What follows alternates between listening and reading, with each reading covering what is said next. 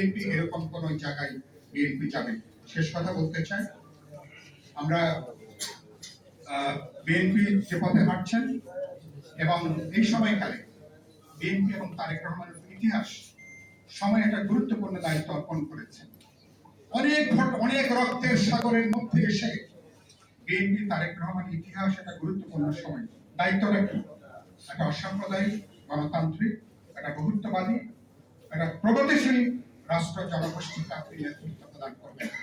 এই মুহূর্তে তারেক রহমানের যে সুযোগটা রয়েছে বাংলাদেশে, এই সুযোগটা আর কিন্তু কারোই নেই।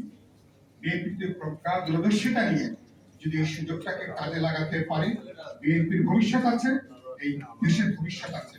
কিন্তু আপনাদেরকেও যদি অতিরিক্ত আত্মবিশ্বাস, কোন দম্ভ অহমিকা যদি আপনাদেরকেও কিন্তু যদি চেপে বসে, তাহলে কিন্তু আমরা কিন্তু সামনে কিন্তু ঈশান কোণে আমরা কিন্তু মেঘ দেখা শুরু করব। আমি আশা করি এই ইতিহাস থেকে শিক্ষা গ্রহণ করবেন এবং শহীদরা যে বৈষম্যহীন মানবিক গণতান্ত্রিক সমাজের জন্য তারা জীবন দিয়েছেন, আত্মাহুতি দিয়েছিলেন, শহীদদের প্রতি শ্রদ্ধা জানানোর জন্য ওরকম একটা প্রগতিশীল গণতান্ত্রিক একটা বৈষম্যহীন সমাজের পথে আমরা হাঁটতে পারবো। তাহলে আমরা শহীদদের প্রতি সর্বোচ্চ শ্রদ্ধা জ্ঞাপন করতে পারবো।